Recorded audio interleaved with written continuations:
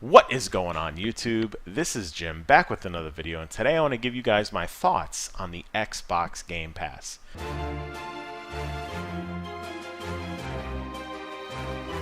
It is finally here. We have a lot more information about it, and let's dive right in. If you have a gold account, which I would assume most people have one right now, you have this very email in your inbox. And it gives you access to this service. It's a 14-day free trial.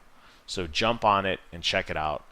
No strings attached, 14 days. All you do is click the link in your email, and it'll take you to this very website, which is the Xbox Games Pass website. Now, what is this? This is a monthly subscription service, very similar to PlayStation Now, with one major exception. The games that you lease, you actually download. There is no streaming. So if you have a bad internet connection, or you don't want to use a lot of bandwidth to stream or anything like that, you download the game. It's on your hard drive. As long as you pay the monthly subscription fee, you're leasing that game for as long as you want. It is a very clean interface.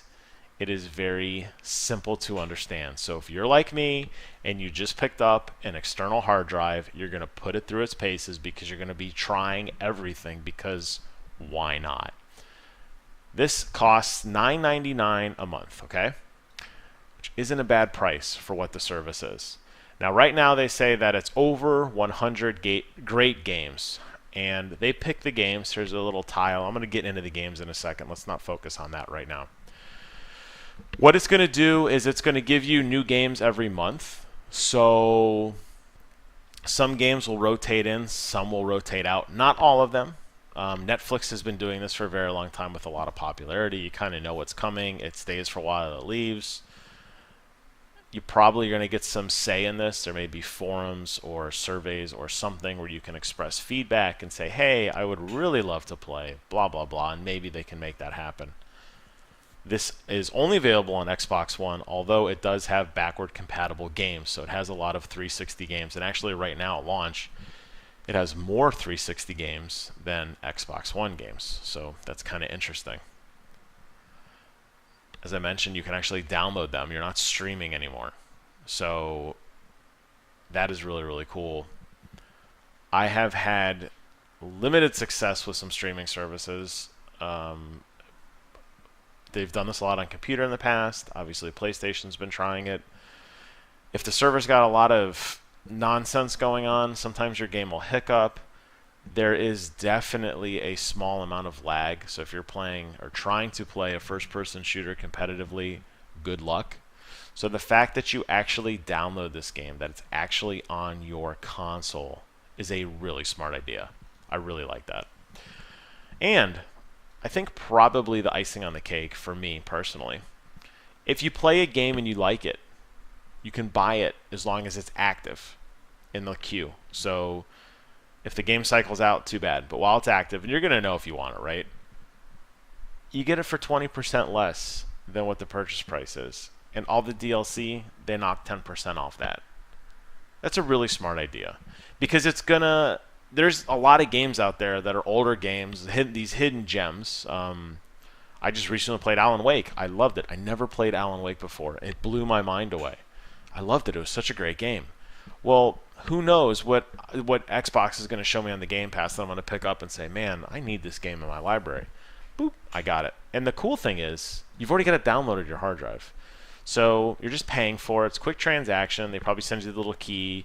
It's probably like a little 1 kilobyte file or something, and poop, you own it forever. That is amazing. And as I mentioned, if you got gold, you got this email. You're playing it now. If you don't have gold for whatever reason, don't feel bad. You're going to get to play it starting next week. But this week is only for gold people to kind of check it out, kick the can, so to speak. On paper, this sounds amazing, and I am highly interested in it. The discount that you get, the fact that they're going to cycle in and out new games, the fact that it's got a huge library of already 100 titles to select from, the fact that it's going to have Xbox One games and backward compatible games. This is going to be your one-stop shop. This is that whole EA access on steroids. What is going to make this thing fail? if it does fail, is the list of games that it comes with. Now, I went through this list already, but we're going to go through it again right now. Ask yourself this question as I'm going through. I'm not going to read every single one, but I'm going to highlight some of them for you. Who is this service for? That is where the identity crisis for this platform is either going to make it or break it. Is it for me, the hardcore gamer who pre-orders everything, who's going to blow tons of dough after every E3 announcement? I'm going to run out and get on my phone and pre-order everything that I see with all the collector's editions and salivate at the mouth? Probably not. Is it for a casual gamer who doesn't really play too much, but maybe dabbles in a game or two, maybe buys, anywhere from like maybe 5 to 10 games per year? Is it for them? That's the interesting question too. I'm not so sure. Who is this for? So what you'll notice as you go through this, if you're like me and you have multiple consoles, I have a Nintendo Switch, I have a gaming computer, I have an Xbox One, I have a PlayStation 4. A lot of these games are the free-to-play games that I've already gotten in the past from either console.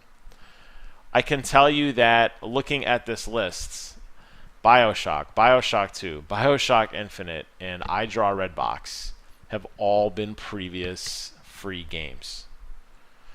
I don't know how many people are going to buy this service or buy into this service and say, oh my god, Bionic Commando Rearmed 2, my life is complete. Don't know how many people are going to do that, okay?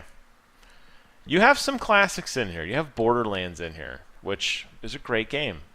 Brothers, Tale of Two Sons, I know that was for free on PlayStation 4. I feel like it was already free on Xbox. I'm not 100% sure.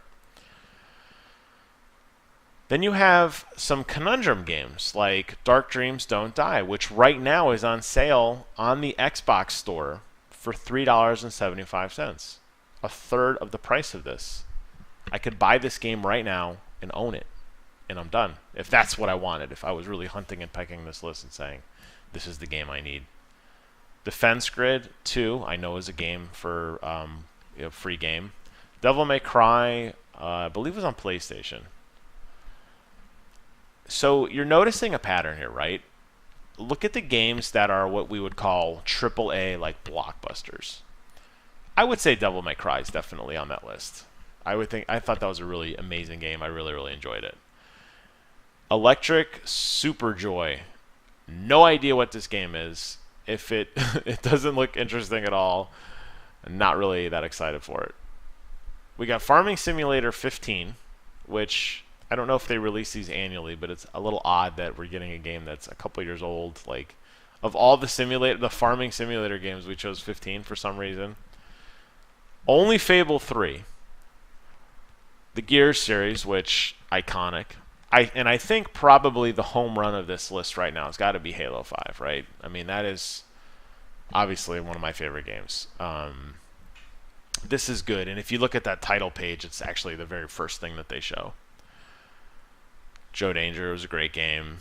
I would play that again. Night Squad, I know that was on Games with Gold maybe a month or two ago. Layers of Fear, I want to play so bad, but the frame rate is atrocious. That is the Layer of Fear, trying to get through that game. And then you start getting into these really obscure 360 games, like Neo Geo Battle Coliseum, or Pac-Man Championship Edition DX Plus, Pac-Man Museum, Perfect Dark Zero, which was, I think, a 360 launch game. I know I have this steelbook for that, so I feel like that's been around for a while. Resident Evil 0, I'd love to play. So you're looking through this list and you're thinking, okay, weren't these free games already? Which begs the question once again, who is this for? Is this for me? I haven't done a filtered list of all of the Xbox games, comparing this to my Games with Gold PlayStation. I'm sure somebody else has done it. I'm not going to do it. I don't need to do it. I could just tell that on this list of games, I have a lot of them. So this isn't for me because I have these games. And I'm not going to spend $10 a month to play maybe less than 5 of these games. So how do they fix this? Because as you haven't already figured out, I'm telling you, it's an amazing concept and I want to buy into it. But it's broken right now. These aren't games that are making me throw. This is almost, no joke, this list is almost shovelware, bloatware, kind of just junk games. Random ass indie games that we got for free on PlayStation or got for free on Xbox some time ago. Played it because it was free. Maybe played it for 3 or 4 days, maybe a week, maybe beat it, probably didn't, and moved on to something else. And that's what this entire list is. And that's frustrating. Now, would you expect AAA games from here? Would you expect every game to be a home run like Halo 5 or a Mad Max or NBA 2K16 or something like that? Or even Ultimate Edition, which is a really great game, by the way. I mean, it's, you know, a lot of people still play that over Gears 4 multiplayer because the original Gears multiplayer is just so good. I don't know. Would people spend $10 for that? Probably not. So that's what I asked. That's the question I asked. I was just on Twitter before I did this video, and that's actually how I found out that this was going live. It was posted. And here, right here, I'm reading the tweets. Phil Spencer's asking, tell us what you guys think. Give us feedback. Well, Phil, I'm giving you feedback, buddy. You got to figure out who this is for. If it is for the casual gamer, if it is for a truly casual gamer, maybe you have a chance at success. I don't know. And I don't know how this compares, by the way, to either a GameFly subscription or something like that.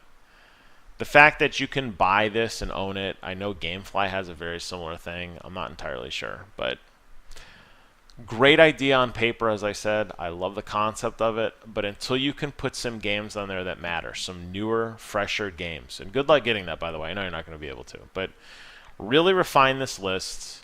Enough with the old back compat games. There's way more 360 games on here. I guarantee you no one is buying this for King of Fighters Ultimate Match 98. I guarantee you no one's going to play this game. And that's why it's on this list. Because it just fills it out. Because now look when I scroll through this. Look, oh my God, look at all these games, man. This is great. And then you actually start reading them and you're like, wait, what?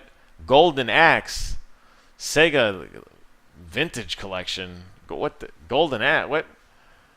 Roundabout, yeah, sure. Pac-Man Museum. Like, you start reading these Mega Coin Squad, and you're like, what is this shit? That's what I worry about, guys. So clean up this list. It's a cool trial. I'm going to play it. I'll do some reviews on it. I'll probably do some screen captures of me downloading it. I'm actually really interested in Scream Ride. I played that at Best Buy for a couple hours, and I loved it. Yes, a couple hours, because I was waiting for my car to get worked on. It was really a lot of fun. So I will play that. But yeah, let me know what you guys think in the comments below. I think it needs some work. As always, I want to thank you guys so much for watching. Get out there and leave some feedback for this. Let the guys know what you want in Xbox Game Pass. And until next time, I will see you guys on the other side.